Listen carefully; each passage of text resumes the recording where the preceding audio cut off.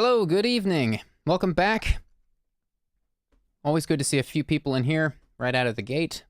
We're going to stall for a few minutes while we wait for everyone to get in. Our mods have been telling me for weeks we need a countdown on this stream so that people can get in here at the same time. So we'll just hang here for a sec. This is a pretty chill stream.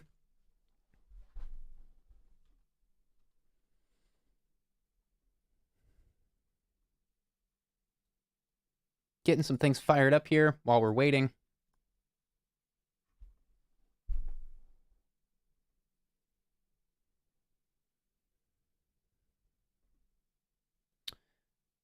I finally got access to my Facebook account again today. I was locked out of it for some time. It took me a long time. They're very specific now about their requirements. I guess they have to be, but I was kind of flabbergasted at what it took to get back into that thing. So that was a good feeling today. If you're new here, this is not entertaining. This is not entertainment. This is a pretty chill place where I'll be taking anonymous calls for about 2 hours. We have no idea who's calling in. We have no idea what they're calling in about. This is a safe place for people to confess something or share something difficult that they're going through. This is a place where we recognize that it's sometimes difficult to talk about certain things with friends or family or even therapists. There's many reasons for these being difficult things. So we try to create a safe place here, free of judgment. We're not going to get ideological here. We're just going to listen. Again, like the floor will be yours. We just ask that you remain completely anonymous, no names or locations. Should you reveal your identity or dox yourself, we toast you, and we play a little toaster sound effect. It sounds like this.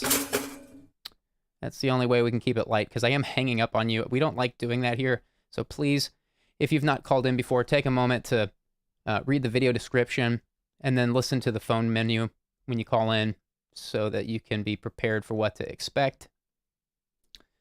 We also have a Discord server that's an extension of this project. It's completely free and open, and it's a complete volunteer effort. In fact, I can consider myself a volunteer on this project because nothing but time and money goes into it, and this thing is far from being profitable. The day that it becomes profitable, it will become a nonprofit, and the long-term plan is to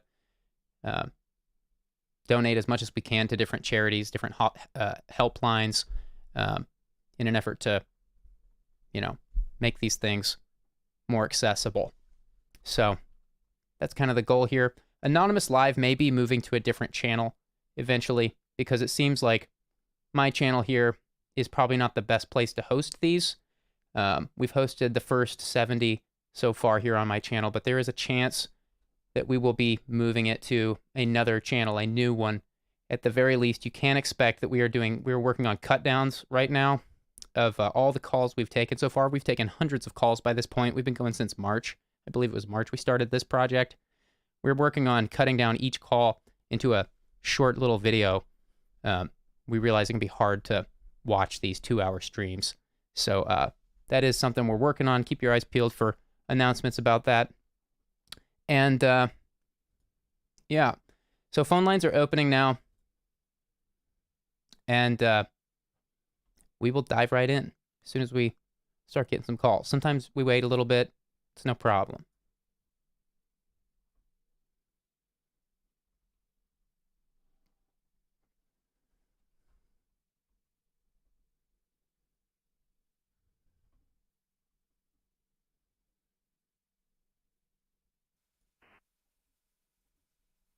Hello, thanks for calling. Hey, how's it going? I'm well tonight. How are you? I'm good. It's honestly pretty crazy to finally get through. Can we start with your age and a brief intro? Yeah, I'm 25, and just kind of calling. I've been watching the streams for the past couple months, and just been having a lot of changes in life recently, I guess. and a lot of stress lately. So it's kind of been nice to watch the streams and listen to other advice he's giving people, and kind of hear what other people are going through, maybe similar kind of stuff that I've been experiencing. And then, I mean, I don't even think some of the stuff I've gone through compares to what other people do, but still nice to hear the advice and watching that kind of aspect. But anyway, I guess some more detail, just I'm 25, like I said, and I been moving around a lot the past couple of years, work related primarily, and finally just this year kind of started settling down and got my own place and got a more official long-term job.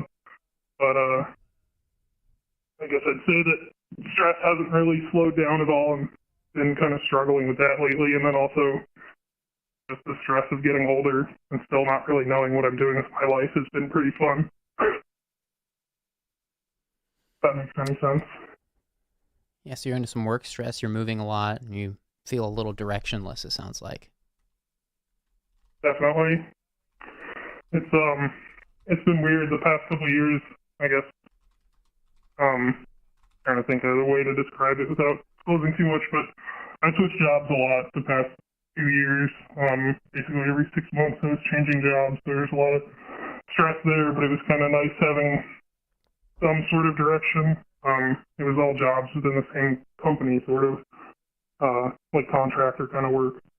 But now I'm out of that because I wanted something more defined, and now not having the direction has been a scary thought. And for some reason that's been really bugging me the past couple of weeks. And kind of a primary reason, I guess I'd say, calling in finally. Yeah, so what would make this a good call? What is it that you're questioning? I mean, trying to think of the best way to put this. It seems like, I mean, I've been watching you and all your videos for years and everything, and then watching this and the advice you've given people over the past however many months it's been. Seems like you might be kind of a good person that has some solid life experience when it comes to kind of knowing what you want to do and maybe having a pretty set idea on that, and kind of just seeing if you had any advice on maybe, I don't know what's the best way to describe this, kind of like finding that and knowing really any sort of advice on how to go about finding something like that. I know that's kind of a pretty broad question. Well, this isn't an advice show. I mean, a lot of people call in and ask for thoughts from the chat or me, and of course, like, we're happy to spitball. But I just want to be clear that this isn't like a place where I can give recommendations or advice on things, because I'm not like qualified. I'm not a psychotherapist or a therapist. You know, I'm just a dude who's been through a lot and would have wanted something like this years ago. So just to be clear, because you keep using that word advice, I just want to make sure that you're clear on, you know, everybody here is just sharing from personal experience if you ask a question. So just to make sure that's clear. But yeah, it sounds like you're questioning like how to find a direction that you feel is worth committing to. So what is it that you're good at? And yeah, I just want to say, fully understand. I guess the main kind of point is, for obviously advice isn't a good question. I just don't have many people to talk to outside of family, and I don't talk to them about this kind of stuff too often. But stuff I'm good at. I grew up on a farm, actually, so I'm pretty hands-on, and my profession, staying pretty broad again, I'm an engineer. I went into that kind of thinking that the whole hands-on experience would be pretty applicable, but that didn't end up being exactly what it is. It's kind of more desk work, I guess, and it's been pretty draining over the past few months. So been kind of hard in that, and this is kind of the career path I always thought, like even going back like before high school and stuff. So it's kind of weird now getting to it, and now it doesn't line up exactly with how I thought it would be, and I don't really have a backup plan. So that's been kind of a hard thing. And everyone in my family does very different stuff from me. My dad is an accountant, and my sisters both do business stuff, so pretty different. So don't really get much advice from them when I try to go ask for stuff like this. That's why I don't really bring it up to them too much. Are you working as an engineer now? Yeah. I've been full-time at it since I graduated college during COVID, but luckily got a job right out of college. So for the past 2.5 years, been working full-time as an engineer. And it sounds like you're not satisfied with that career path. Is there some reason that is it the company you're with now that you don't like, or is it a change of heart about engineering? What's the deal? That's what kind of makes it hard, I think, is it seems maybe just more related to engineering, but it's hard to say. I've been with the same company technically, and I do like working for them, but I'd say the main issue is just that the work isn't very satisfying. So I've done jobs before, like work in college and stuff, just to make money to get through college. And some other stuff I did was more satisfying. I feel like I got more out of it than I do now with this kind of job. I feel like now I just work for money, but when you do that kind of stuff 9 to 5 every day, it gets pretty draining. It doesn't feel satisfying. That's kind of been my main issue. Well, everything in life, every job in life, reaches a point where it becomes work. You know, that phrase, it's a popular phrase. If you find what you love, you'll never work a day in your life. Is only like it's only like a fraction of the way true. I don't even know what percentage I would say I think it's true, but like my point is, yeah, everything in life, even if you, I think that there's a lot of, I think that phrase misguides a lot of people into thinking that, there's this thing we should be pursuing that will feel natural and not like work. But like, what is work? Mm-hmm. Work is called work because you're paid for doing something that you wouldn't otherwise do. That's what work is. We get paid to do things that are valuable, and work is hard because you're solving problems. Work is about solving problems. It sounds like you were attracted to engineering for some reason. You went through school and you got through it in a really difficult time in the world, which I think speaks to not only your ability as an engineer and your sensibilities as an engineer, but also the determination it took to get through that during COVID, and then to land a job right out of college. I think that's a huge win. So my question to you is it possible that you're thinking there's something out there that won't feel like work? Because if so, I would say to you, that's not true. No, I definitely agree there. It's not that kind of sense. Like I definitely agree that no matter what you do for a job, it's always going to feel like work. I guess the way to phrase it better is, the work I do kind of doesn't feel, I'm trying to think of the best way to describe this. I guess in a sense, like as rewarding as I kind of thought it would feel. Like when you go through engineering in college, there's kind of a sense of like satisfaction. Kind of work through problems a lot and solve them, and that's kind of what attracted me to engineering. Mostly was the problem solving, and I don't really get that kind of feeling, at least with the current career path that I'm going down. And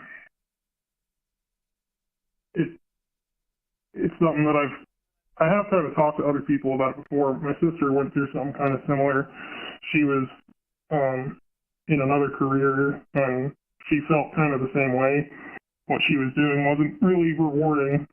She ended up switching to something, taking a different job where she made less money, but she enjoyed it more. But she kind of knew that was kind of more where she wanted to go. It was just a much harder job to find. And so when she found one, she took it immediately. But now my kind of dilemma is that I'm having a hard time finding like that kind of feeling in life. I've just kind of been wandering around for the last 2 years and thought, maybe switching jobs every so often and doing contracting work would help me find that, but it hasn't showed up yet. And now I'm 25 going on 26, and the stress is kind of starting to build up. Yeah. I will say that your mid-20s is a time of life that I don't think people talk enough about because you're coming out of, in a lot of ways, you're.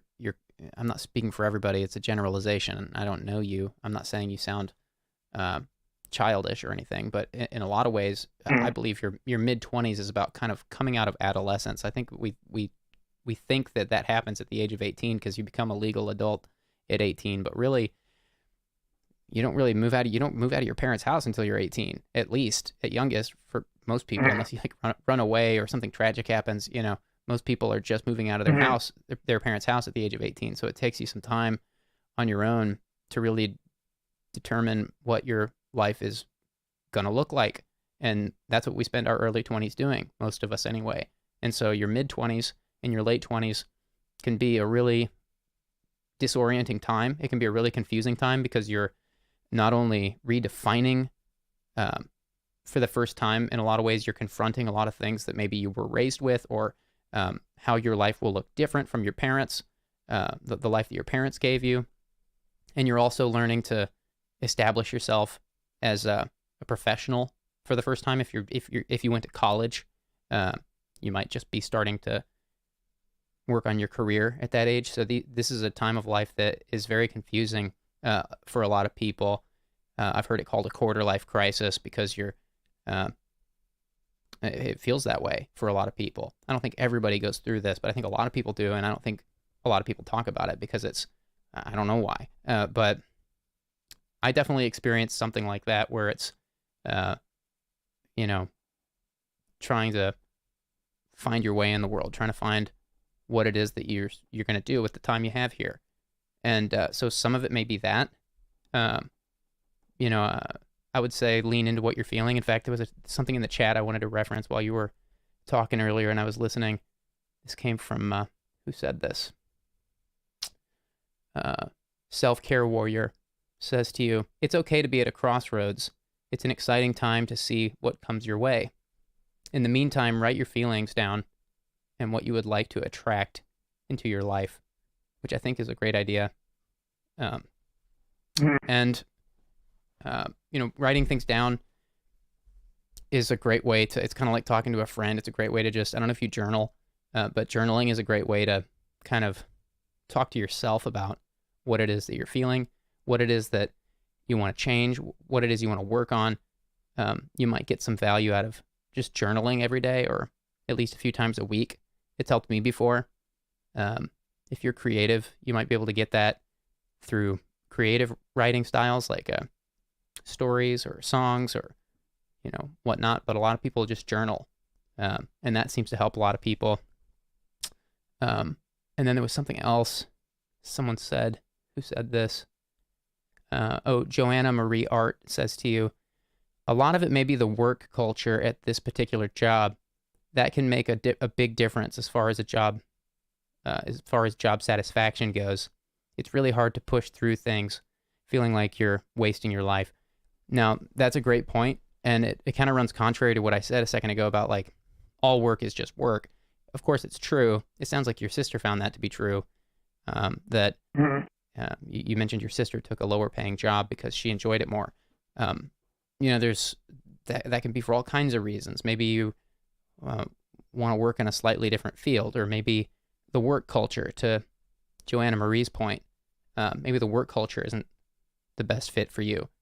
So I'm not saying that people should just like buckle down, buckle up with something they don't really love and just suck it up. Of course, like life is constantly requiring us to change and evolve and grow. And so, I'm not saying just suck it up, but I am saying my question to you earlier was to try to figure out if you're thinking that there's something out there that will gratify you and not feel like work. And I'm still not quite sure if that's what you're looking for, but I guess I'm saying a bunch of things to you all at once because it's still a little nebulous to me what you're asking, but I do hear that you're searching for something. I would say to you, from the sound of it, a lot of this sounds like just natural mid-20s stuff, developmental stuff, where you're trying to figure out what you want to do with your time. A dear mentor of mine once told me that your 20s are about discovering what you're good at, and your 30s are about learning to implement what you're good at in a productive way, and your 40s are spent figuring out how to make that really valuable and meaningful universally, instead of, so as opposed to your 30s, it's like being productive. In your 40s, it's like, how can I make this really personally valuable to people, what I do? How can I make this more than about just being productive? And then your 50s are about reaping the benefits of all of those prior decades of work. And I'm only 35, so I've yet to determine how much this is true for me personally.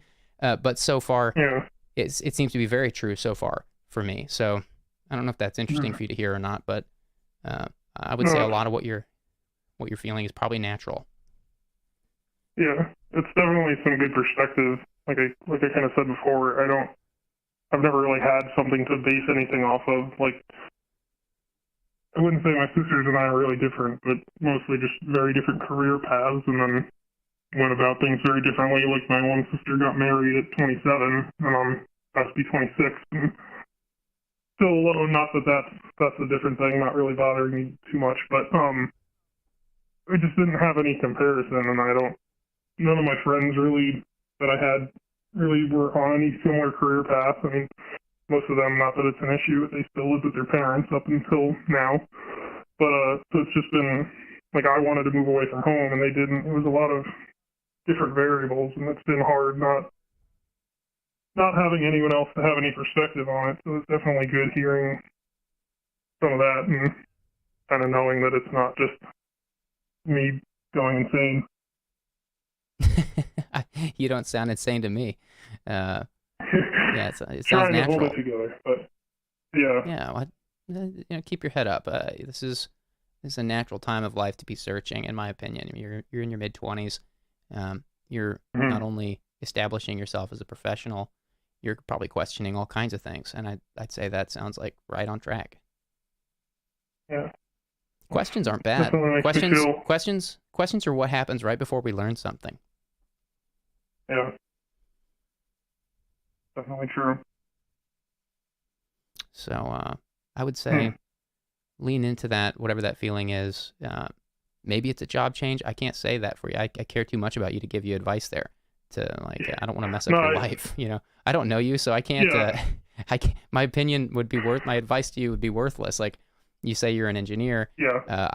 The only responsible thing I would know to say is, like, well, maybe keep engineering. Maybe find a different way to engineer, or a different company to engineer with or for. But maybe you have this hidden talent that we don't know about yet, and like maybe you could go do something radically different.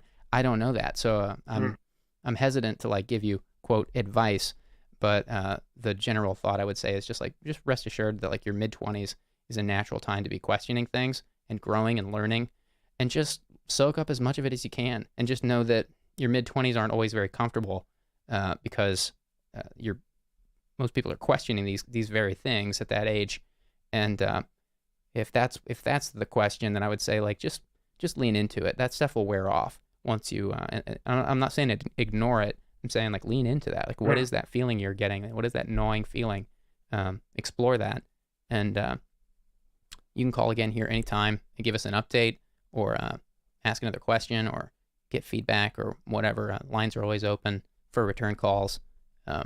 Wishing you the best, and hoping this was a good call for you to just think out loud with us. Yeah, definitely helpful. It's definitely kind of the advice, quote unquote, that I was looking for. So I really appreciate it. Awesome. Wishing you the best. Call again anytime. Cool. Thank you. Good night. Thank you.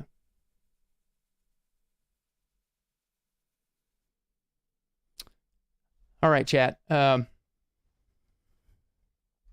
Lines are open. If you're just joining, it's a very new place. It's not super new, but it's a very new kind of place given the history of my channel. We're not. This isn't entertainment. We're not going to entertain you here. We're just here to listen to calls. We do these streams twice a week on Tuesdays and Thursdays. We're here for about 2 hours each time. We have no idea who's calling. In fact, you can call if you have something you're thinking through and you want to process with us. The chat and I will listen. And yeah, pretty chill here.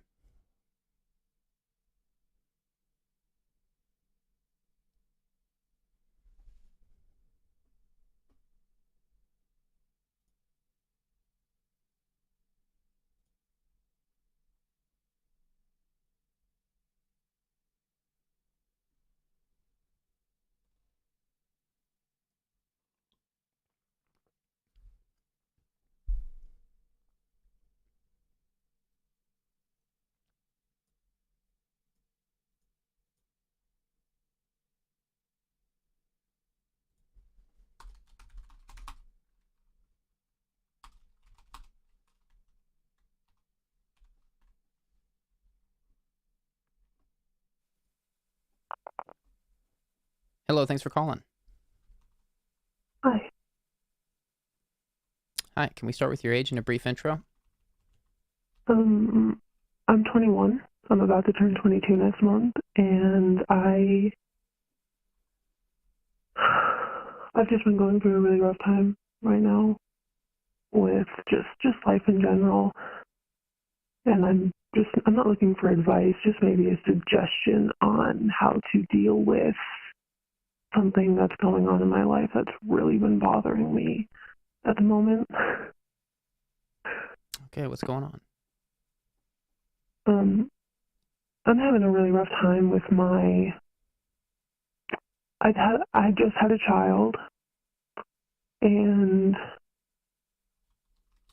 my fiance's family, I'm engaged. My fiance's family isn't treating me the best, and I don't know why, and I want to bring it up to them, but I just need a suggestion on how to do it without sounding confrontational, or I sound angry every time I talk to them, and I don't know what I'm doing, or if it's just me seeming that way. So it's just been a big struggle. Yeah, why are they being discriminatory against you? Yeah, like do you have an idea? Yeah, like I don't. I mean, I do everything I can to let them see him, my son, and I do everything I can to make them happy, and I see them every weekend, and I can't get through to them, and I don't know if it's something I've done, but I've been nothing but nice to them. So I don't know if there's a way I can bring it up nicely, why they're being like this towards me. Do you have any reason, or sorry, do you have any idea what the reason could be for why they're treating you this way? It might be because me and my fiance aren't married, but I don't see why it would be that much of an issue. Yeah, maybe they're old-fashioned. Maybe they're very old-fashioned, and they think, maybe did this start when you became pregnant? It started like right after he was born. So like it just completely flipped as soon as he was born, and I was like, I don't know what I did. Like it could have been when I was in the hospital in labor. I did say a few things to my own family that I regret because I was in pain, but I don't know if that's why. Mm. So it's just been a big struggle, and I just don't know what to do.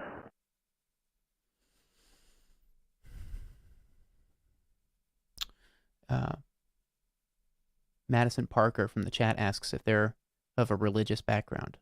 That could have something to do with it. I mean, if that's the case, then it would be a very delicate conversation, I would say. They are a religious background, but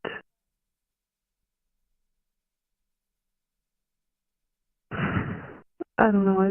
It's really rough because we are looking to get married really soon, as soon as we can. We don't live together right now, and I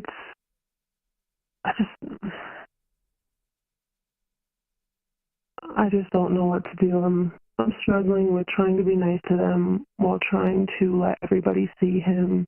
And they are religious, and I'm not religious, and I don't know if that has anything to do with it. I've never given them any inclination that I am against what they have taught to me about.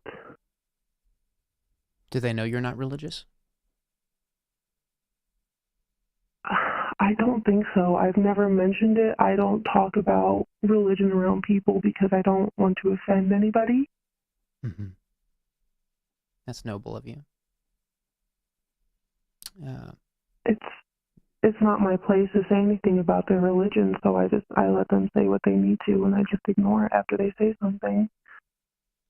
Maybe they suspect that you're not religious. Is that possible? Maybe. I mean, religion is an axiom for people, and so you were the one that mentioned that they kind of changed after the baby was born, and the fact that you and your fiance haven't been married yet. If they are religious, or at least old-fashioned even, that could be enough for them to justify treating you that way. Now, I'm not saying that I think that's enough, but for a lot of people that is enough.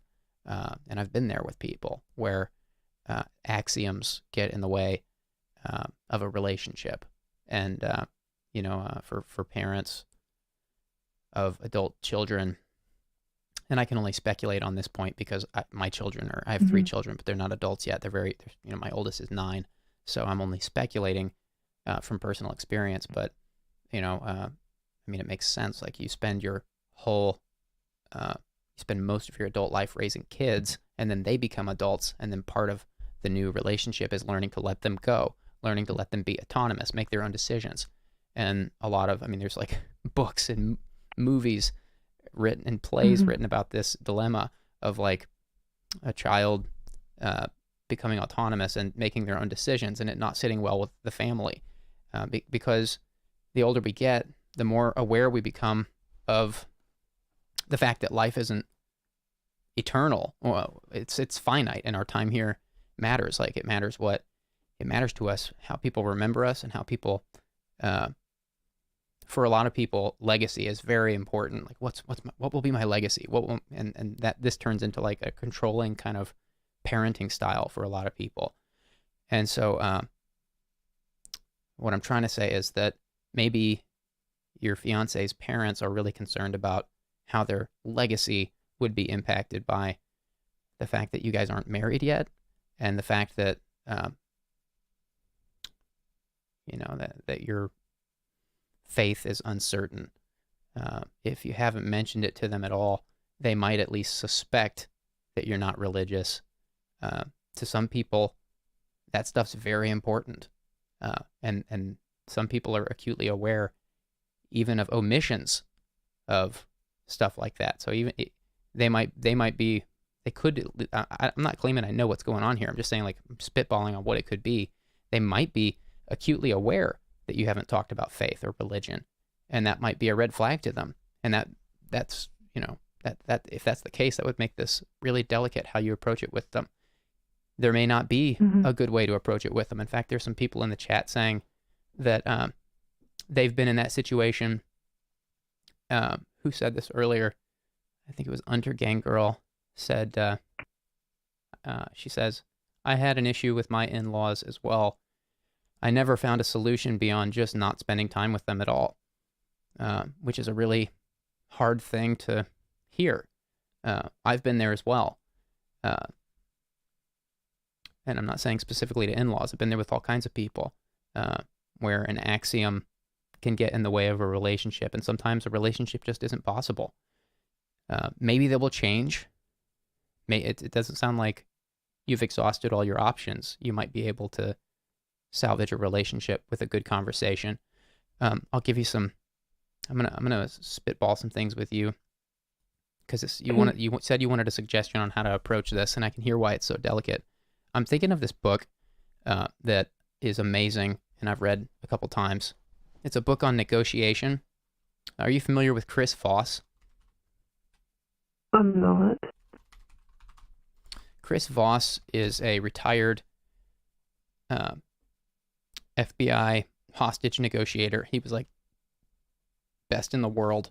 The FBI would send him all over the world to negotiate the most difficult hostage situations to get hostages out safely. And he's now retired from that job. He now runs a negotiation consultancy called the Black Swan Group. He has an incredible book on negotiation that I talk about a decent amount here. And it might be confusing why I'm talking about negotiation, but Chris Voss the introduction to this book is amazing because he says every conversation in life is a negotiation. Whether you're talking with your kids about bedtime or what they can eat and not eat, or whether you're talking to your boss about a raise or deciding what movie you're going to go to with your friends, every conversation in life is a negotiation. And so this book he's written, it's called Never Split the Difference. I'm going to put the link in the chat for you. I'm not telling you to buy this, but I'm giving you a Goodreads link so you can read about it and decide if it's interesting to you. Give me a second here to do that. This is an amazing book, and I'll give you a couple nuggets from it that I'm thinking of that might be helpful for your situation, kind of as a teaser for it.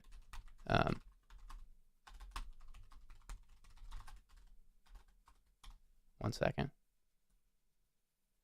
It's called Never Split the Difference, Negotiating as if your life depended on it.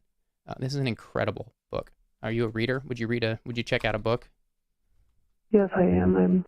I read like every day. Okay, great. Awesome. There is also the audiobook for this book is one of the most well-produced audiobooks I've ever heard. It's definitely worth checking out if you'd rather listen to it. You might be busy as a new parent. You could pop in some earphones and easily digest the book. It's definitely a book you could listen to. I'm not a fan of audiobooks generally, but this is a good one. Link is going in the chat for you, and then we'll talk about it a little bit. One of the things that he talks about in this book that was so revolutionary for me pertains to exactly the situation you're talking about, where there's something touchy that you got to talk about and you're not sure how to open the conversation. These kinds of conversations are difficult, not because of the topic of conversation or the meat of the conversation, rather, like the thing you're trying to get to is the easiest part to talk about, actually. It's how do you get to that conversation? Like, in other words, you already know all the things that you're questioning with them. You already know all the questions you would ask. The trouble isn't asking those questions. The trouble is getting to the place where you can ask those questions, because you can't just walk up to them and say, hey, why is it XYZ? You can't just do that. You know, it takes some finesse. It takes some tact. You got to be tactful because you don't want to piss anybody off or hurt them. You want a relationship to be possible. One of the things that Chris Voss talks about in Never Split the Difference that's amazing is the idea of he calls it an accusational audit. And he says he uses it with everybody in a difficult conversation. He said he's used this with criminals who are holding hostages. He used it with his kids, his wife. He said there's no one that will not respond well to an accusational audit. And what he says that means is that, like, if you're going into a difficult conversation, you make an audit or a list of all the accusations the other party could make against you for saying what you're about to say. So in your case, you might say something like, listen, I've got a question. You might say to your future in-laws, listen, I've got a question that I'm really nervous to ask you, because I'm afraid that when you hear the question, you're going to think I'm irresponsible. You're going to think, I'm afraid you're going to think I'm crazy. I'm afraid you're going to think I'm an idiot, whatever the words are. You just make a list. I'm afraid you maybe name 3 to 5 things. I'm afraid you're going to think X, Y, Z about me after we have this conversation. And so I've been really nervous to have this with you. And then you go into a second phase of it where it's like, but I think that this conversation is important because I love you. I care about you. And, my child shares blood with you. They're your family. And I want us all to have the best relationship possible. And I want to know if, and then you can go into a third segment, which is like, I want to know what it is that I've done. If there's something I've done that needs to be acknowledged or reconciled, I'm asking for your input, and try to use as many questions as possible instead of making statements.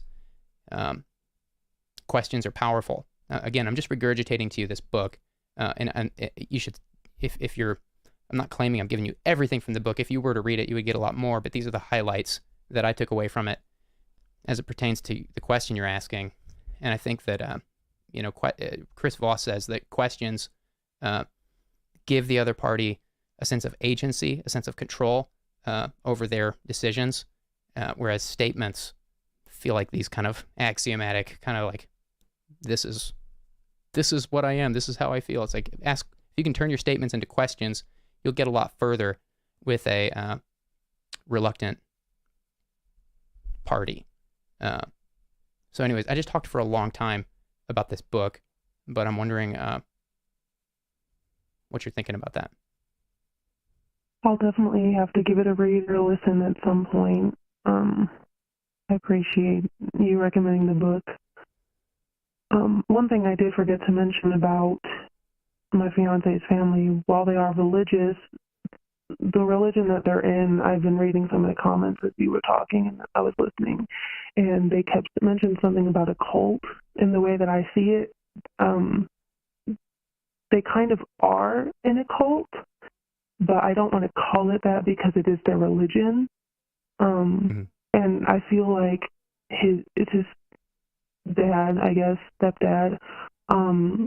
He thinks he should be the king, and the fact that I don't know that I'm not part of it, I feel like that's another reason why he could not like me.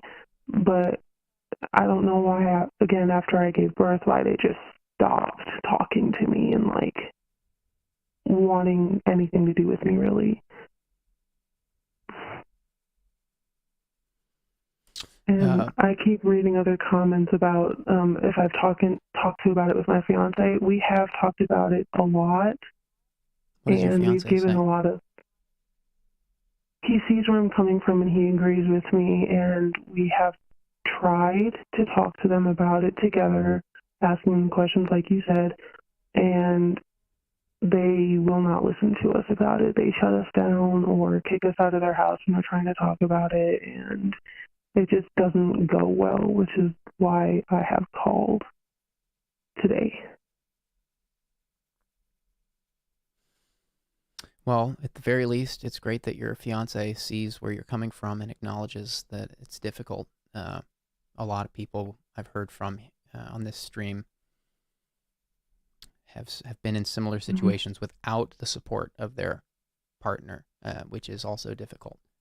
So, I'm glad to hear that the father of your child at least is with you. Did you say they kicked you out of their house? Were you living with them, or were you just in their house trying to have a conversation and they wouldn't talk? Yeah, I was just in their house. I don't live with them. I see. Okay, that's good. That's good.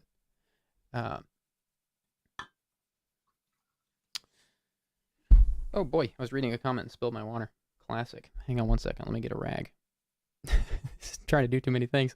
Did you guys see that? I just spilled water all over my desk. Hang on. I'm coming right back. I'm sorry.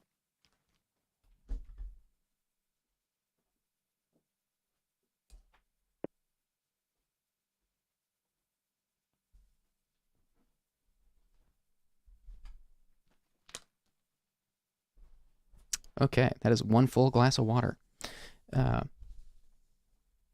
Yeah. Are you still with me, caller? I am. I'm still here. Okay. Sorry about that. Cito from the chat says to you that you guys are brave and they're proud of you. They say it exceeds their experience, but they want to tell you to hold on tight. And, I'm not really sure what it is that you need to hear. I hear where you're coming from. Of course, like, I don't know you. I don't know your these people that your future in-laws. I don't know them. So I'm really reluctant to give advice on this stream. As I always say, everything I say is just like personal experience and things I've read from books. I'm not an expert on pretty much anything. Yeah, but that book, I will say again, that book, Never Split the Difference, is an incredible, it's got so much information in it that is so helpful for these kinds of situations. I think pretty much everybody should read that book because communication is so difficult. It's so difficult. Misunderstandings happen all the time, especially in this digital age where everybody's texting and emailing and so much is lost in translation, and people are being conditioned to, this technology is changing the way we communicate. It's changing the way we actually physically speak even. And so sometimes these kinds of conversations can be really difficult to approach because you don't know what the reaction is going to be. You don't know how it's going to be received. You don't know how they're going to hear it. Sometimes we can say something and it is received completely in the wrong way. And we have no idea unless the other person tells us, hey, I'm confused by what you said. Can you define that a little more? Like, a lot of times people don't ask that question. So many things get lost. So many people get hurt. I think it's really wise of you that you're questioning how to best approach this conversation instead of just like blitzing in with it. Because I hear I hear how it's delicate, and I hear in your voice that you want your. I keep almost calling them your in-laws. I realize that you're about to be married. I hope I haven't offended you if I've called them your in-laws. But no, it's okay.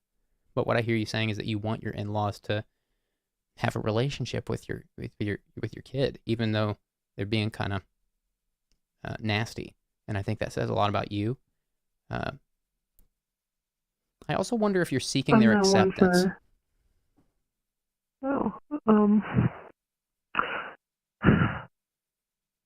I try to be as least confrontational and try and be what people want me to be. I've been like that my entire life, and it's been difficult trying to be like that for everybody. So I'm just now coming to a point where I'm not like that, not trying to be accepted by some people, but I don't know why I still feel like I should be accepted by them, if that makes any sense.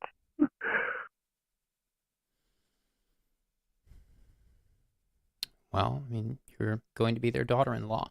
I'm not saying it's a bad thing that you want to be accepted by them, you want to be in the family. But I wonder, I'm asking, I guess, a little bit of a deeper question, which is like, are you looking for them to personally like you? Because that might... I guess my answer to that question is no. I'm not looking for them to like me.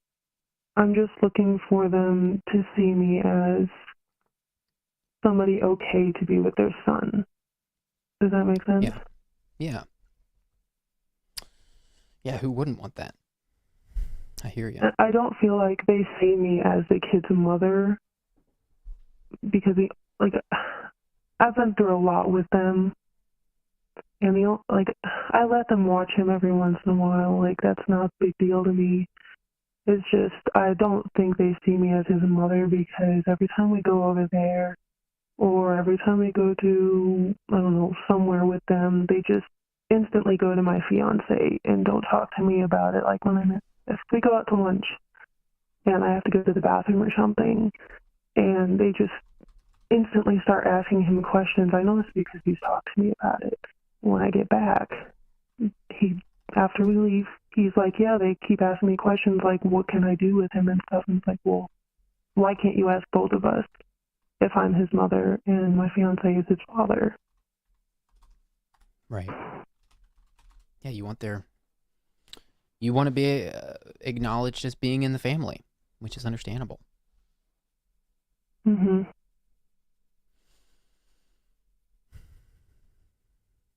Yeah, I'm not sure what it is that you need to hear, but I just want to suggest again that book, Never Split the Difference. Check that book out. It is chocked full of so much good information on how to approach a difficult conversation like this. I mean, the guy was saving hostages' lives for many decades. I can't remember how long he was actually doing that, but he was, like he is the guy to write a book on this, and it's helped me in so many conversations. And he even like goes into detail on things like don't ask why in a situation like this. Like don't ask. Try to avoid the word why. He says that why puts people on edge. He says to as many times as you can, change your why question into a what is it question. So instead of saying why do you, change it into a what is it that caused XYZ to happen? Because saying why are you or why do you, it's like you're digging into their soul for a reason for their behavior. Whereas why is it? It's like putting it on a third party thing. It's like you're acknowledging there's a problem and what is it? So I'm trying to give you reasons to check out this book because I don't know. All I know is what you're telling me, and I don't want to mess your life up, but I'm acknowledging that you've got some difficult conversations ahead of you, and I just want you to rest assured that you're very young, and these conversations will get easier with age, and maybe after marriage, after you and your fiance get married, maybe these conversations will get easier after the wedding. Maybe maybe your in-laws will change after that happens. I mean, having babies is serious. Maybe they're just nervous that their son has made a baby with someone that he's not married to yet. Maybe that's all it is. So I would say, like, take it slow. Don't blitz into this. I hear that you're not going to, which I think is really good, and I think you're approaching this really well. It sounds like you're very mature for your age. So I'm just trying to encourage you that, this you might consider just letting this kind of marinade for a season until you guys get married and spend some time thinking about what it is that you would say to them when the time comes. And you might even try writing them a letter that you never send them, that's just for you, so you can kind of vomit it out on the paper or typing it out, so that when that conversation happens, you kind of have already processed your thoughts, and then they're not coming out raw. Then you can, once you've already read it to yourself a few times and you understand what the nuggets are that you are questioning, you can kind of spend some time packaging it in a way that's palatable and strategically helpful, so that you don't push them away. Because the problem is when we go into a conversation like that and we're emotional, you don't want to go into a conversation like that with emotion. You want to go in with you don't want to be a robot. You want them to feel that you care. But that's it. That's the point. Like, you want them to feel that you care. You don't want them to feel like you're judging them. And there are so many ways that we can accidentally make someone feel judged. It's very difficult to have a hard conversation without making someone feel judged or put on the spot.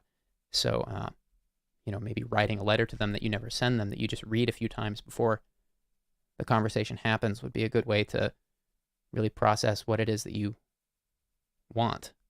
And then you can spend time figuring out where for example, where all the whys are and how to change them into what is it's.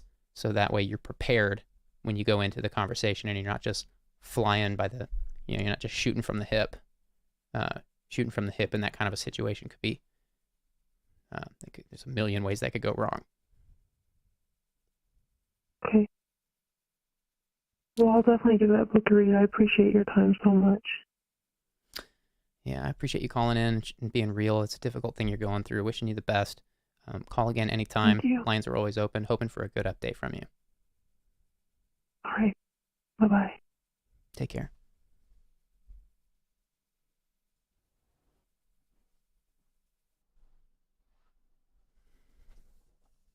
That was the first time I've spilled water all over my desk. Hopefully it's the first of many times. Doing too many things. Reading the chat, talking, and pouring water. Not a good mix. All right, chat, we're about halfway through this stream. We usually go for about 2 hours. And we're jumping right back in with another call. Here we go. Hello, thanks for calling. Hello? Hi there. Can we start with your age and a brief intro? Oh, gracious. My age, I'm 48 years old. Okay. I'm a single mom of some 5 beautiful children. Wow. 3, yeah, I know, right? 3 are adults, and they don't live with me, so I just have 2 with me right now, 14 and 16. I guess, my major problem right now is that I don't feel like I'm enough. I have a great job that I love, but it's been about 32 hours a week, so I'm able to spend a lot of time with my kids. But we're very low income, very humble, and I work so hard to provide, but I never feel like I reach the mark. You know, I'm just not enough. Even in relationships, I've been told that I'm too much, which is kind of ironic because of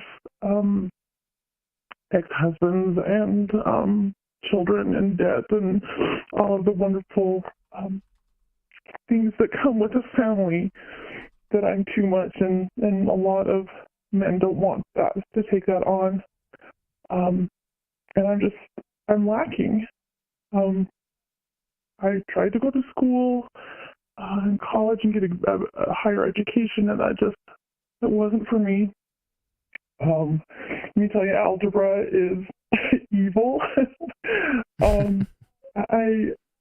I just am tired. It's like I'm running on a wheel. I'm a hamster, and I'm just running and not going anywhere. And I don't know what to do, because I just want to give up. I'm exhausted. Yeah. And I don't want to, like, end my life, because I fought that demon before, and that's not where I'm at. But it would be okay if I just woke up dead. I would be okay. Are you struggling to make ends meet, or is it a what's the... Oh, absolutely. We're paycheck to paycheck, and you know, so it's like you take a little bit of rent money to pay for new brakes on the car, you know, and then something comes up at school and the kids need, and my kids, they are amazing. My 14-year-old and 16-year-old, I mean, they help me with side hustles so that we can go on band trips, and, you know, but it's just like, and I know I shouldn't compare myself to others, but you totally do. You know, we didn't have new school clothes. You know, they have to wait. And secondhand stores are way awesome, but deep down inside my heart, they're not.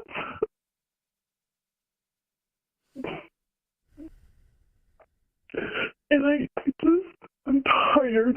I'm exhausted. And I'm lonely. But I've played that whole dating game. It's ridiculous, and it's harsh, and it's cruel. So I'm just safer being with me. And That's really hard. I just don't know what to do.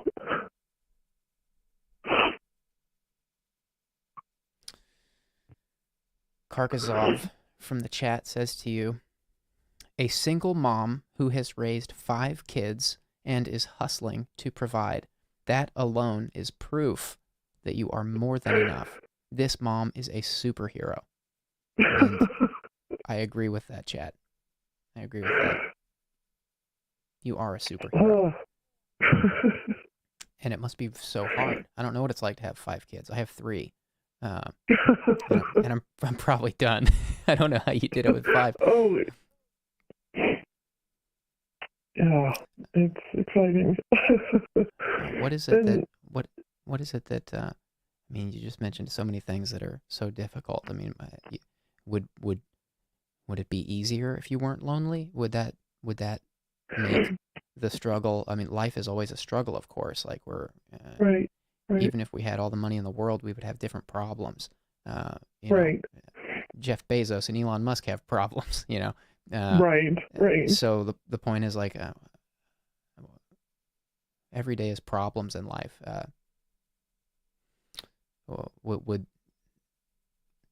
Is your situation dire? Like, I mean, I heard you're living paycheck to paycheck, but you also mentioned that you're lonely and that boyfriends have said that you're too much. And right. I'm wondering, like, what is it just this, like, cumulative feeling that is overwhelming? Is it all of it at once that's too much? Or if one of these things were different, would it make life more palatable? Well, obviously, you say, if I had a lot of money, my problems would be gone. And I know that that's not true.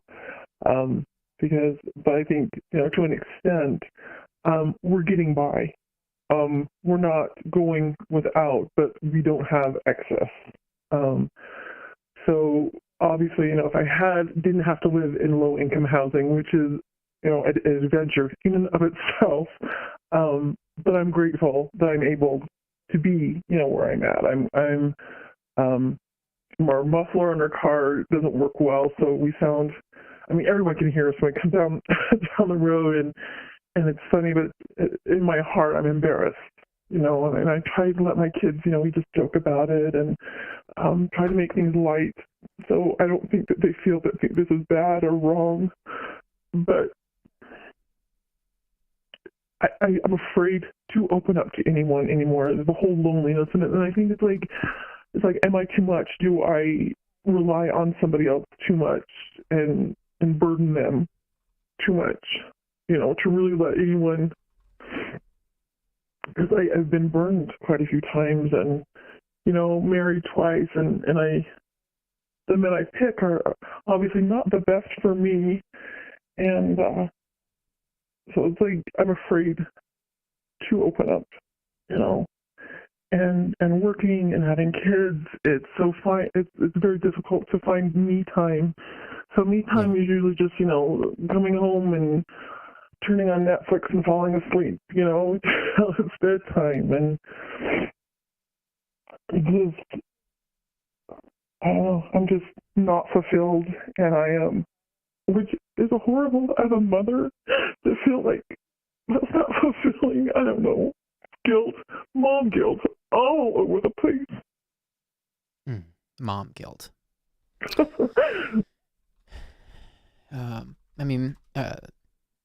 How often are you falling asleep watching Netflix? Would you feel more satisfied if you spent your free time listening to an audiobook even, or physically reading a book? I don't know if that means anything. Maybe you already do read, but like I know what that feels like to be working and to have kids. I'm a single father, and I'm working I basically have no life. I'm either working or I'm with my kids, and so I get that. But one of the things that I find that gives me gratification is reading things that teach me something or educate me on a topic. I don't know if you're the same way, but I have found that I actually don't like watching TV. I watch nothing. I don't even watch movies unless it's like a favorite movie. I'll watch it. I get so much out of reading. I wonder if reading might be like a small thing you could do. And I'm not talking about like reading novels. Like I'm talking about like reading something that's interesting to you in the realm of nonfiction. That is something that you can learn from or might give you some like sense of wonder about the world or your place in it. Is that something you've tried? Is that something you could do more of instead of just falling asleep watching Netflix? Well, what happens is I fall asleep. And I'm not judging you, to be book. clear. I'm not. Oh, no, TV is awesome, of course. I mean, at the end of the day, you must be exhausted. You just want to wind down. You just want to chill out. You know, I get it. Well, it's picking up kids after debate or taking them to the football game or whatever. Right. I have read. I went through a phase of going through all kinds of self-help books. You know, trying to find me, figure out me, relationships, and I've learned a lot that way. But you know, writing my own story and not letting other people tell me who I am or think who I am. But I don't know, sometimes I feel like I've exhausted that avenue. But I read a lot of things about how to raise teenagers and, you know, okay, good. That kind of stuff. Good. But, couple things from the chat. Moss, who's a regular here in these streams. Moss, I feel like, is always here. I see that name all the time. They say to you, "Holy shit, caller, you're amazing. You've been working outside of the home while also raising 5 kids to be decent human beings." They say, I have two kids, 17 and 8, and I've stayed at home the last 8 years. I commend you. Yeah. And I'm also commending you. In fact, I'm going to applaud you because you are super mom. You've been called super mom in the stream here. You are super mom. I just want to give you some encouragement that you are doing more than okay. And I know that life, it sounds like you're under a lot of pressure to perform and to provide, while also finding a little bit of time for you at the end of the day. I hear that. Like, I don't know what it is you need to hear, but I at least want to just acknowledge that you're getting so much love in the chat. And Deanna Krebs, who's one of our mods here, she's awesome. She says to you that if you want someone to chat with or brainstorm with on some self-care things you can do on a budget, she would be more than happy to brainstorm or just chat with you in our Discord server. It's totally free, the Discord server. And she's in there a lot, talking with all kinds of people. She's awesome, and you might find some value out of chatting with her. I think she's a little younger than you, but she's cool. She's cool. You'll like her. I'm young at heart. And the link to the Discord is in the video description. And like I said, it's totally free. Okay, awesome. I will look into that. I'm just writing stuff down. What would make this a good call? I mean, I hear that you need. I sense that you need a hug. I wish I could just give you a hug. But I can't give you a hug. I'm trying to just encourage you that that you're doing all you can, and what the one thing that I keep thinking of is that it sounds like you just need some really high quality ways to take care of yourself on a budget. Besides just you need something that's good for you, that you can do to chill out, while also enriching yourself somehow.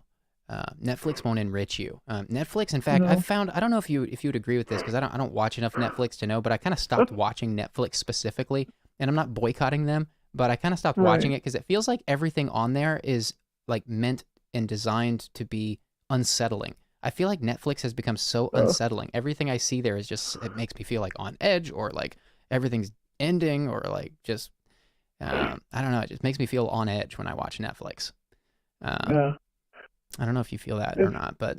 Well, for me, and I just like watch sitcoms or like, you know, the, what is it, the British baking show or something. It's like mind numbing, so I don't have to think. It's just kind of a little bit of entertainment that I can just like zone out, I guess. You know, and that's probably why I just fall asleep, because it's not enriching me in any way. It's just a filler for dishes, laundry, dinner, and what we got going the next day. So Don't hassle me, bro, from the chat says, mom guilt is the absolute worst and will eat you alive some days. But just remember that your babies love you. And I think as a mom, it is important to find something small that can take 10 minutes alone to do. That is very well said. Sometimes all we have is 10 minutes as parents. Sometimes we just get 10 minutes. You know, I don't know about you, but I have to do a lot of dishes, and laundry. And when I'm doing that, I like to pop in some earbuds and listen to a book that I'm trying to get through. It's a great way to, sometimes I'll, it's a great way to get through a book while I'm doing some chores around the house. So you might find some enrichment that way while you're doing while you're inevitably doing the things that it takes to raise 5 kids. I mean, that's a lot of work. So well, I only audiobooks are have great. 2 right now. I don't have all 5 that's of right. them. You said I just that. have 2. But yeah, but the older 3 still need you you. sometimes, right? Surely they still call and say, "Hey, Absolutely. Mom, I need XYZ, and Exactly. my washing machine broke. Just Can you do my laundry?" pretty much. Yeah. I still Things get like those that. calls. Yeah. I sense you're a great mom, and just go easy on yourself with the dating. Dating is such a hard thing right now. Oh, I'm so anti-dating apps. I don't use them. absolutely. I've never been on them. I never will be on them. I think that's just the worst invention ever. A dating app is a horrible idea. I just laugh at all my friends that they call me with dating woes, and I'm just like, what's these damn apps? Get off the damn apps. Stop using them. They don't work. Nope. It's like CarMax for people. That's what it is. It's so ridiculous.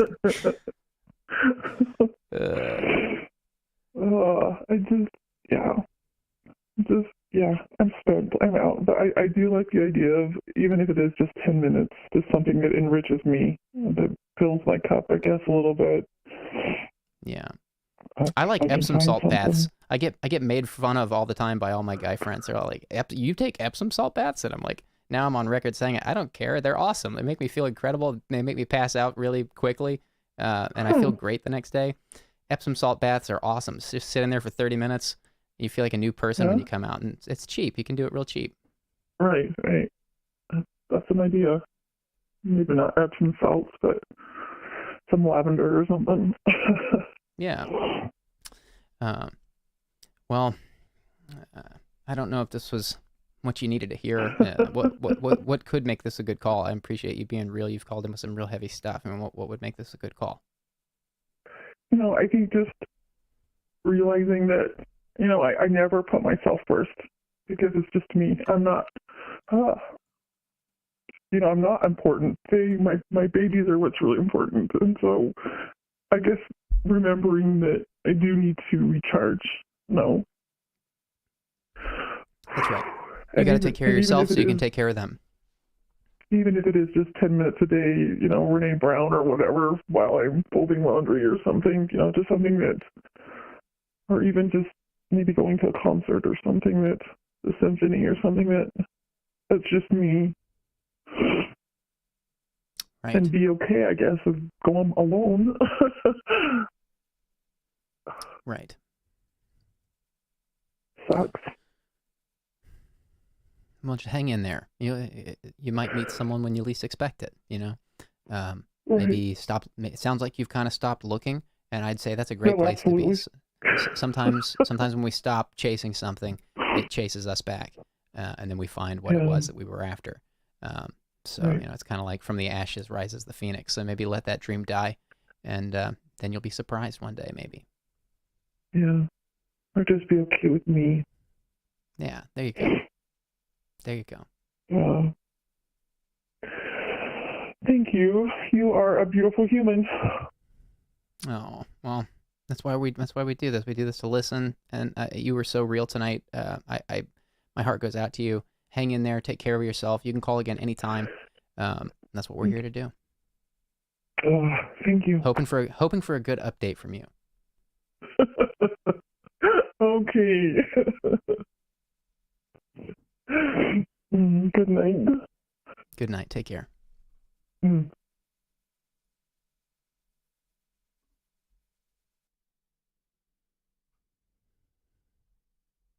Looks like I've gotten some heat in the chat for my take on dating apps. Hey guys, I'm not here to tell you how to date. It's just my opinion. I'll never use them. Hello, thanks for calling. Hey, how you doing? I'm all right tonight. How are you? I'm pretty good. Can we start with your age and a brief intro? I'm just calling for just some advice on possibly my next step in life. Can we start with your age? It helps make it relevant to other listeners. I'm 23. Okay. And that's as personal as And we'll get. No names, no locations. Sorry, I keep yeah, no, stepping on you, but I hate toasting no, you're people, all so good. just go ahead. So I'm 23, and my next big step in life right now is moving out. And that big thing is kind of scary to me because I first moved out when I turned 19, and it was mainly to help out a friend who couldn't make rent. And so it didn't really feel like I myself was moving out. I felt like I was moving out to help somebody. And when things ended up going bad, I ended up moving back in with my parents, and that was a big hit for me personally.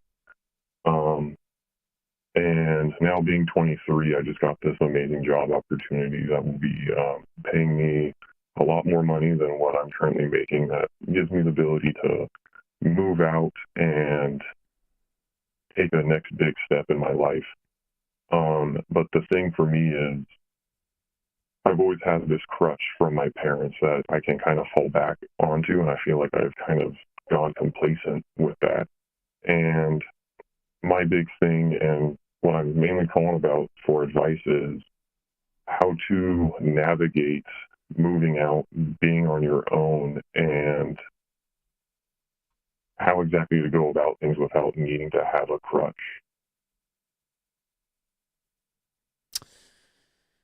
So you have relied on your parents in the past, and you just got a new job, and you're going to be self-sufficient, so you're moving out again. But it sounds like you're a little apprehensive to do so because last time you moved out, it didn't work out, and you had to move back in with them. And so I'm hearing some nerves about moving out. Is that right? Yeah, it's moving out, and I'm going to be moving away from them, so it's not going to be like I can go back to mommy and daddy. And I do like to take pride that I've done everything in my life for myself. I try very hard not to use my parents as a crutch, and I don't want to be known as, the 30-year-old something that's still relying on mommy and daddy. But I have this thought in the back of my head that, I'll always be able to go to them, which is good, but I don't want to use that as a crutch. So when I do get this job, I know that I'm going to have this great opportunity to move out, but moving out is incredibly scary on being by myself and being self-sufficient. And I just don't know how exactly to navigate that or how exactly to prepare myself for that. Yeah. Well, that's I'm picturing that scene from Indiana Jones. I believe it was Temple of Doom, where he's got to cross a chasm with an invisible bridge, and he can't see it, but he has to walk it. You know that scene? Yeah, I know exactly. That's Great movie. Great movie. That scene is so great because it's very relatable feeling. It's that feeling you're describing. I don't know what's out there, but I have to take steps. I have to get across this chasm. I've got to get across the other side. And I don't see the bridge, but I'm told it's there. And that's what I'm picturing, because it sounds like you just got a great job. It sounds like you are going to be totally fine. But the fear is understandable because last time, for whatever reason, it didn't work out. It's a great thing that you have parents that are willing to serve as a safety net for you. I don't think that's a bad thing. I would say,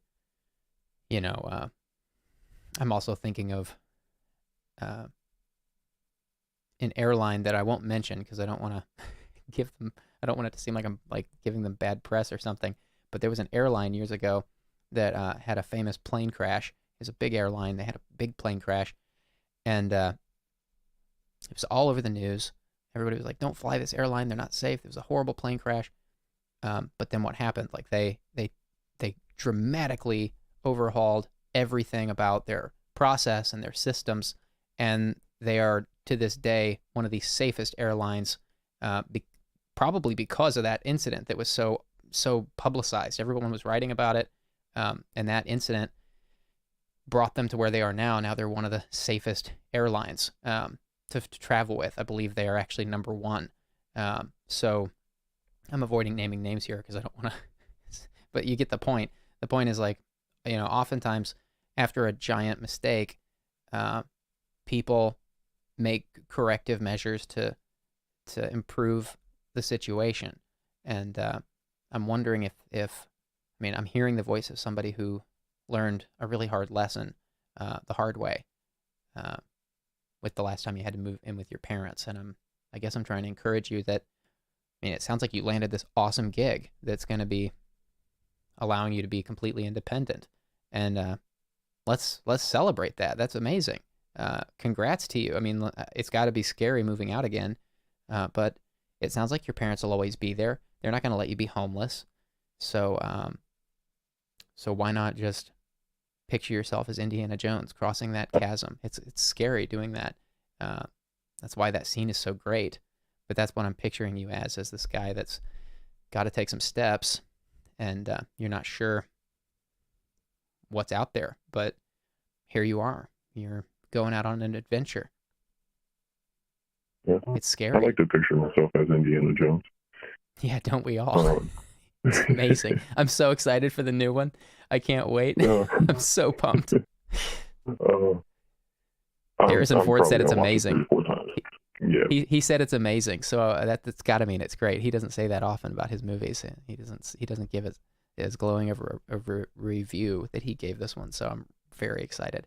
But yeah, that's how I'm picturing you as Indiana Jones. It's scary. I think that's natural. Life is scary sometimes. It makes us stronger.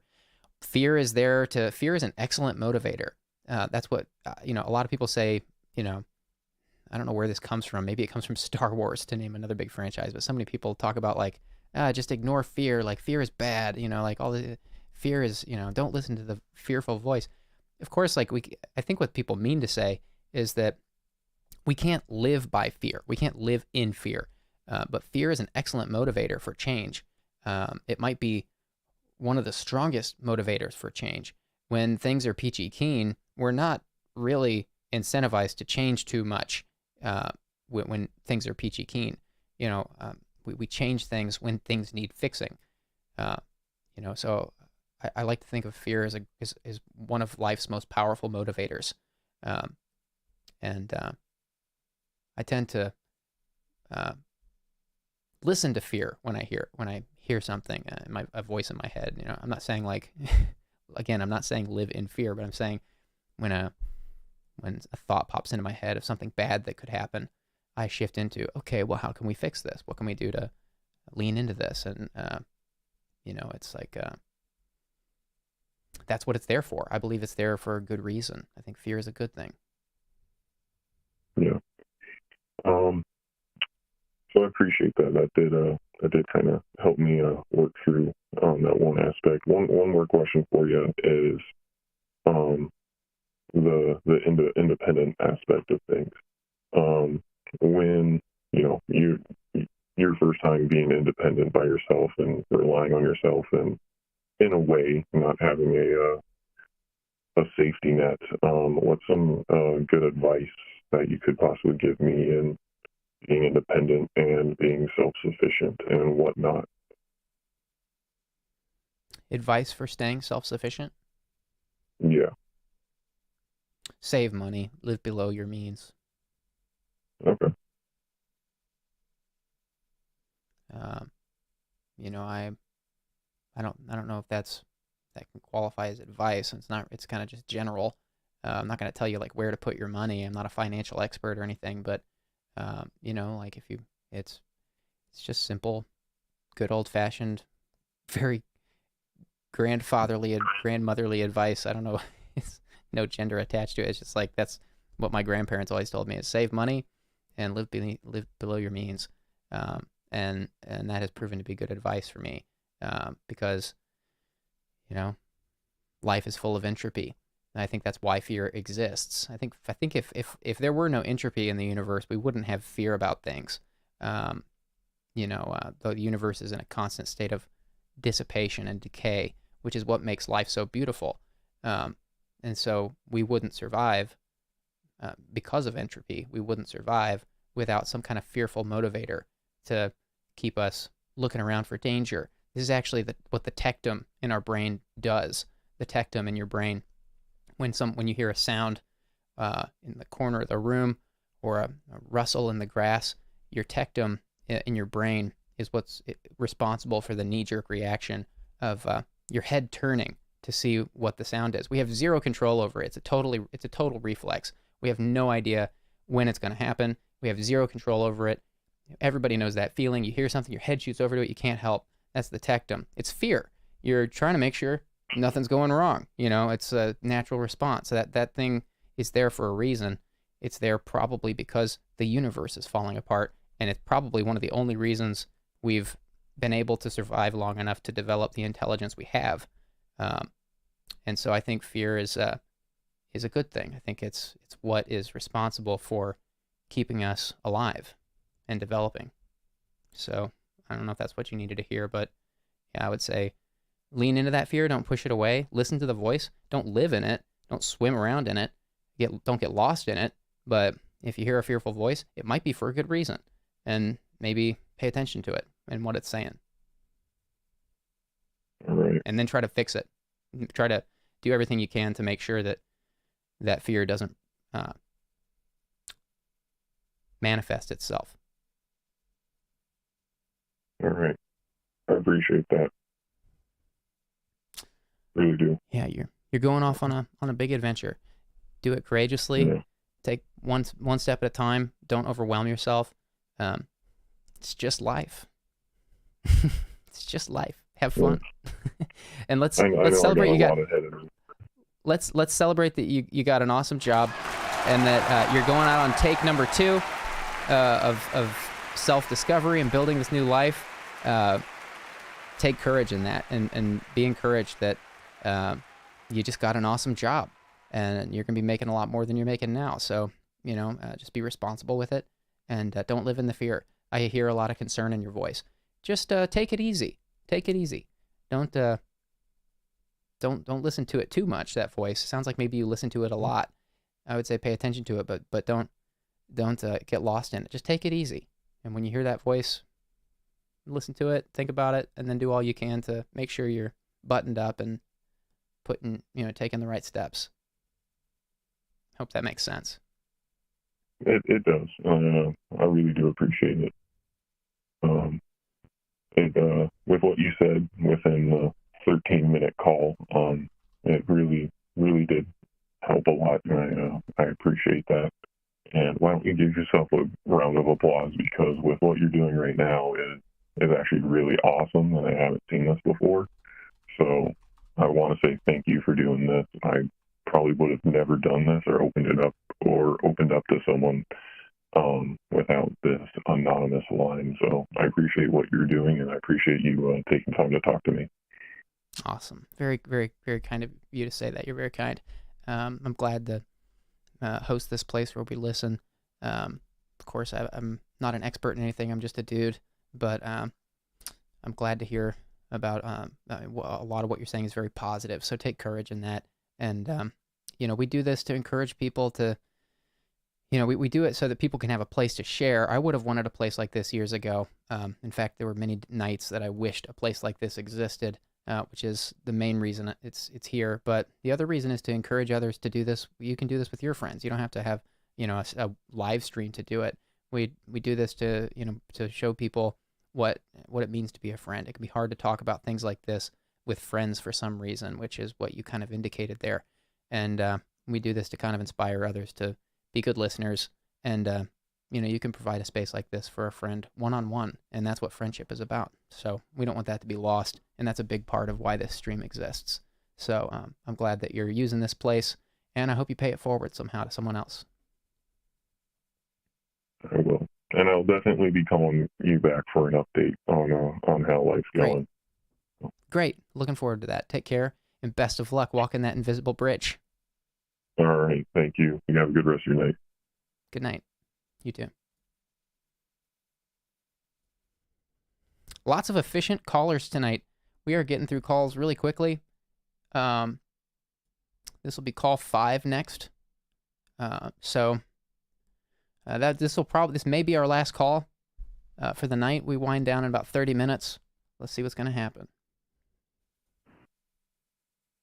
Hello, thanks for calling. Hey, first of all, how are you? I am all right. Can we start with your age and a brief intro? I'm 19, and I don't know. I've just been having like just kind of weird like I feel like I overthink a lot of things, and I've been watching you forever, first of all, and I feel like you would probably have some good insight on it. Okay, what's up? So I'm gonna keep it obviously fully anonymous and stuff like that, but so I do YouTube as well, and I find it, because it's my full-time job, and I find it hard to not get wrapped up in numbers and money and stuff like that. Because I feel like that kind of stuff, it makes, like, if, you know, it's great when it's going great, but if it's not going great, I feel like I beat myself up about that, you know? Mm. And, like, I don't know, like, do you have any advice for, like, how to, you know, not care about that kind of stuff, you know?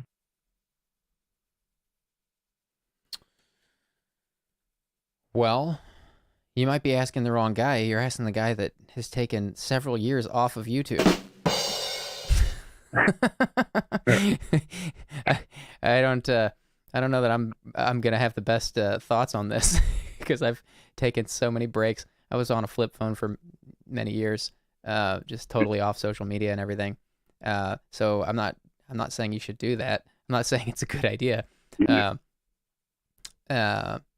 Yeah, not caring about that stuff maybe comes too naturally to me.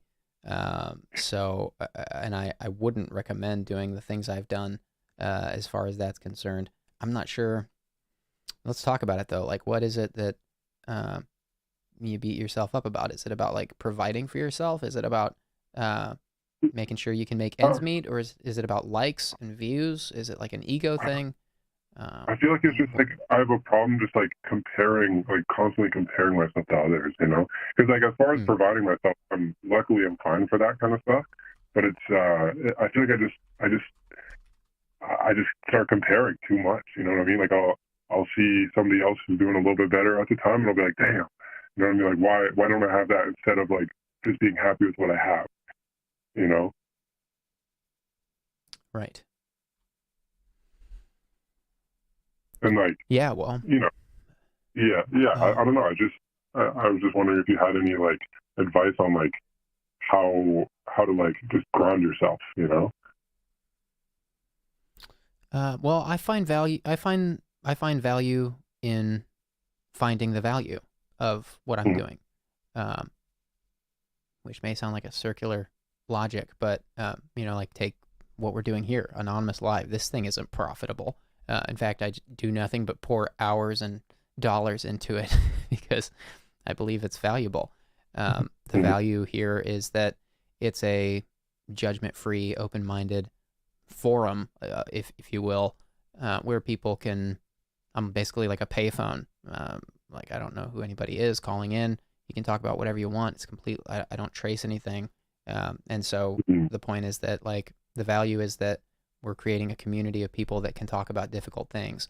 You know, the project is new. I'm not saying it won't ever be profitable. In fact, I am saying that, and if it ever is profitable, it'll be a nonprofit. But the point is like, it's the value of what this idea is that I'm committed to. And so I don't know what that means for you. What is the value of your content? What value could you, what could you find to make that would be valuable to others, and what would that look like? I guess just doing that, I guess finding more value in content could be better for sure. Because like, I feel like my whole thing is just like focusing on numbers too much, and I feel like maybe just focusing on actual content itself would be better. Yeah. Anywho, no, I don't know. I don't know. I think I'll try that out.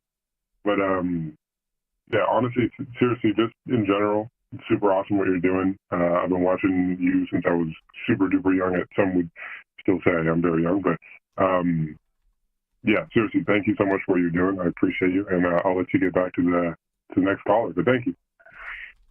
All right. Thank you for calling and being real. Wishing you the best in finding that value. Do some deep digging and find out what you believe. I would ask yourself what problem you want to solve. What is the problem you want to solve? Everything we do for work is problem solving. That's what work is. So if your job is YouTube, what problems can you solve through the videos you make? And that's what value is. Value is solving a problem. How can you solve someone's problem? I think a lot of people think value is money. Value is saving money or saving time. So in other words, how can you solve someone's problem very efficiently? That's value. And we can do that with videos. We can do that writing books. We can do that being an employee for a company. We can do that being a parent. We can do that in all kinds of ways. So it's not always about money. Value is not money. Value is how you solve a problem. So maybe spend some time meditating on what problem you want to solve. And you can do that through a laugh. You can do that through, a place like this where there's not really, there's not really any emotion at play. It's just like sharing. There's no rules. So maybe just do some digging on what problem you want to solve. You'll find it. For sure. Thank you. No, I really appreciate that. It's amazing advice. Thank you. Wishing you the best. Good luck. Thank you. Bye. Good night. Wow, 6 calls in one night. Are we going to get to 6 calls tonight? When was the last time that happened? We've had some very efficient callers tonight. Respect. So efficient that I spilled water all over my desk.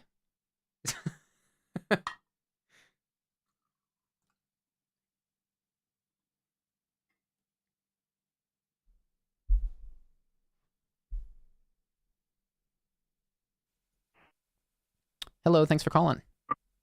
Hey, how's it going, Julian? I'm well. How are you tonight? Am I on the line? You are on the line. Can we start with your age and a brief intro? Yeah, so I'm 17 years old. I just stumbled across this as I was trying to fall asleep over here, and I saw your thing on YouTube. And basically, man, I've just been dealing with a lot of PTSD and trauma anxiety, I guess from health anxiety from when I was a kid. When I was a kid growing up, just, going through hormone changes and whatever, like everybody. I was like 11 or whatever. I had a little bit of epilepsy, and I grew out of it. Doctors took tests, and they were like, he's fine, he's normal. We just came to the conclusion that it's hormonal, and he's going to grow out of it. And that was 7 years ago or something like that. So I grew out of it. But I still just have PTSD and trauma from it. And for some reason lately, it's just, my fear and anxiety has been getting so bad. And I just don't know how to move on with my life and leave that in the past. Childhood epilepsy. You've grown out of the epilepsy? It was hormonal, you said? Yeah, I've had doctors do tests and everything, and they said, yeah, this happens all the time to kids. And they said, this is normal, I said. And it'll grow out of it. And I did, but I just still have such a traumatic experience from it that it's hard. Yeah. Well, of course, I'm not a doctor. I'm not a psychologist. I am a fan of many psychologists, and I read a lot of books. I guess the best thing I could do is point you to a couple books that have helped me. I've had some PTSD.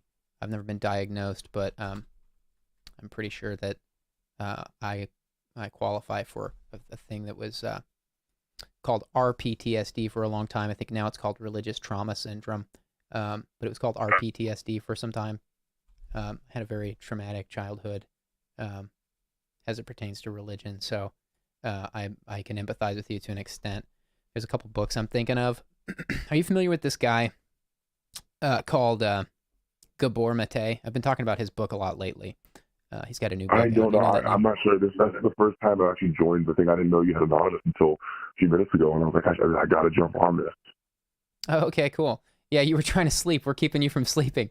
Maybe that's not the best thing for your mental health. I was supposed to be sleeping, but really doing that thing where you're just on YouTube or whatever for an hour before you actually try to hit the hay.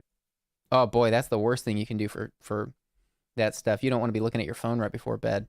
I mean, I do it from time to time, too. I'm guilty of it, too, sometimes. But I'm saying just if you're trying to sleep, the worst thing you can do is have that blue light in your face. So this guy, Gabor Mate, he's amazing. I'm putting his book in the chat for you. This is not an easy book to read. I'll just tell you that right up front. This is 700 pages almost. written by this. He's a clinical psychologist. He used to be an MD. He might technically still be one, but now he's a clinical psychologist. And he transitioned out of being a medical doctor into being a clinical psychologist because of he believed that doctors were overprescribing medications for things that could be treated through psychological work. And so now he spends all his time. He's 80 now. He's in his 80s. He's probably going to retire soon. He has a new book out called The Myth of Normal. It just came out. It's brand new. It's called The Myth of Normal: Trauma, Illness, and Healing in a Toxic Culture. And he talks, it's a kind of like a critique of Western culture a little bit, but it's also, he gets at kind of the circular logic of modern psychology, and even criticizes the DSM criteria for a decent amount of the book. He's criticizing things like how doctors and psychologists diagnose people. He spends a lot of time talking about how like a lot of this stuff is circular logic. They're like, well, he has a part where he says like, well, how do we know someone has ADHD? Well, they have poor impulse control, they can't focus, and they can't sit still. And then they're like, well, how do we know someone can't sit still and they can't focus, or why do they do these things? And then it's like, well, because they have ADHD. And he says, he's like, that's not helpful. Exactly. So he spends a lot of he now spends his time figuring out how do we actually the biggest thing about this book that's so revolutionary, I think, is that he claims that the best treatment for people who have diagnoses like PTSD and ADHD and things like this is not to like cram them full of medications all the time.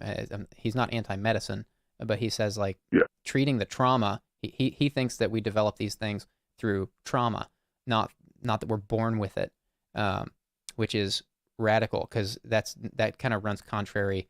It runs total contrary to the conventional medicinal understanding of these things for the last century.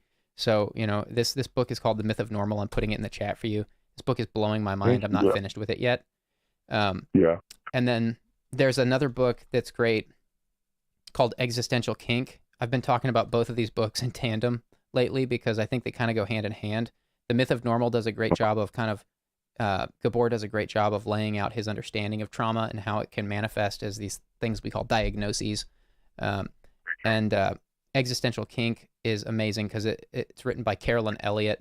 She's another psychologist. She's a PhD, and she has these retreats where you can go pay to work with her on understanding your existential kink. The name of this book is Existential Kink: Unmask Your Shadow and Embrace Your Power. And she this book is about how to embrace the things that are unsettling to you as a method for overcoming them. So instead of like resisting these things, understanding that like we kind of find comfort in our struggles. If you have PTSD, you might have developed a kind of a comfort zone with that, and it might feel comfortable just to exist in that. Is kind of the premise of this book. And so I don't know if I'm being clear or not, but my general sense is that I think it's a great idea to check out The Myth of Normal first. I'm not telling you to buy anything. Read about them first before you actually read them. Make sure it's, you're not going to waste your time or money. But I really do think these books go hand in hand because The Myth of Normal is kind of defining how these things like ADHD and PTSD and whatnot they stem from trauma, and the existential kink is about how to deal with it. So I think that they're powerful when read in tandem. I would probably read Existential Kink second. That one's a little shorter and easier to get through. Yeah, I appreciate the recommendations, man. And just to add on to that is, I've been practicing, because I just recently got a therapist and stuff, and I've been practicing meditation and mindfulness because, I believe, and I'm so grateful for life itself. I'm not, I've gone through depression, but I'm not any form of suicidal where you could say, oh, I just want to kill myself. There's nothing like that, because I believe that life is a gift. Me personally, not to get into any details because I know it's anonymous, but I'm fortunate, man. I look at my blessings. I have, my parents are split, unfortunately, but I live with my father and my brother, and I love them and they love me, and the things in my life are going great. I have friends at school. I'm a musician. I've been doing it since I was a kid, and I just got a record deal, and things are looking amazing. They're looking so positive, and they're looking up, and my life is just so full of abundance and great positive things, but yet it's overshadowed by this this almost, I call it what if anxiety, of irrational fears of things that happened in the past that I know won't happen again, but it's then, it spirals into the positive, it clashes, I'd say, with the positive thoughts I feel, but I still have that thing in the back of my mind, a little spark that says you can push through this, and hopefully one day I'll look back at this point in my life and laugh at it, That is the dream, to look back and laugh at it. That's actually the point of Existential Kink. I have a feeling you're going to love that book. That's exactly what that book is about. Getting to a point where you can laugh at she calls it a kink because she kind of likens these irrational fears and these comfort zones we keep ourselves in. She kind of likens them to she likens them to BDSM. She's like, well, what is a kink? A kink is something that people, it might be conventionally understood to be painful or like undesirable, but it's like something we like within a certain context, and that's what a kink is. And so she calls this existential kink because it's like there's these mental frameworks we keep ourselves in to remain comfortable in order to cope with the stress of life or trauma, and so that book is about kind of learning to embrace that in a way that is actually productive. And it's both of those books are kind of contrarian takes by very, very educated people. I believe they both have they both have PTSD. They did at one point. I meant to say they have PhDs. They're very intelligent people. Gabor, I think, has a few PhDs. That guy's crazy. I hope you enjoy those books as much as I did. Thank you, man. I really appreciate your time. I guess the thing in life is just sometimes I need to be told that it's going to be okay and that I'll get through it. Yeah, I mean, that's what life's about. You just got to keep trucking. You just got to put one step at a time. Hunter Gang Girl from the chat says to you to keep at it. She says mindfulness and meditation are powerful, and practicing gratitude is huge. She says, my husband and I deal with medical PTSD as well. It seems that time is helping, but it does still pop up. So hold tight, caller. You can conquer this and rule your life. And I think that's beautiful. I agree. Thank you so much, man. This is great what you're doing. And I remember you're such a big part of my childhood. I saw you when I was a kid. I watched your videos with my brother, and that shaped a lot of my childhood memories, man. So I want to thank you for being such a positive influence and impact on my life. And God bless, brother. Thank you so much. Thank you for the kind words. Take care and call again anytime. Of course. Thank you. Bye-bye. Good night.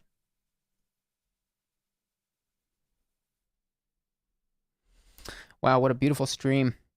Thank you guys so much for being here. These streams are the highlight of my week.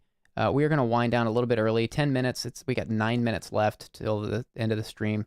It's not enough time to get into another call. We got to 6 calls tonight, guys. That is some kind of something.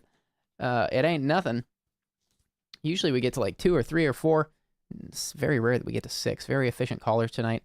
I will come hang out in our Discord server for a few minutes to make up for the gap there, to make up the delta of 9 minutes. It'll take me a couple minutes to wind this stream down, but I'll come hang out in the Discord server for about 5 minutes, and we'll make it up that way.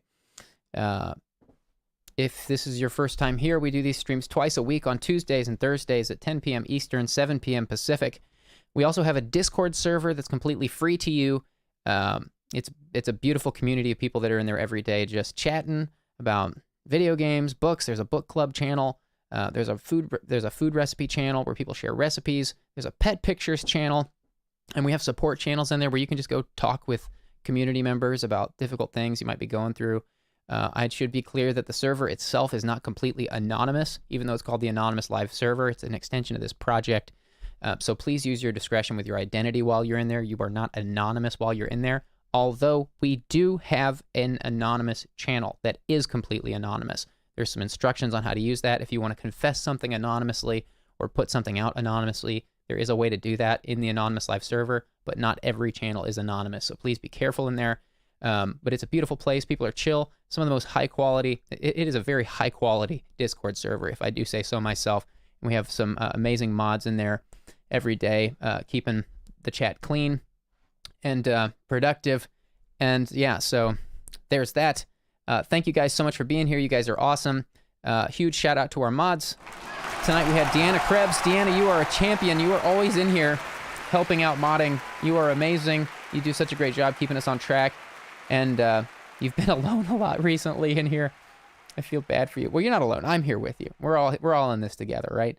So that does it for tonight. I will see you guys on Tuesday at 10 p.m. Eastern, and I will be in the Discord for about 5 minutes hanging out. I'll see you guys there.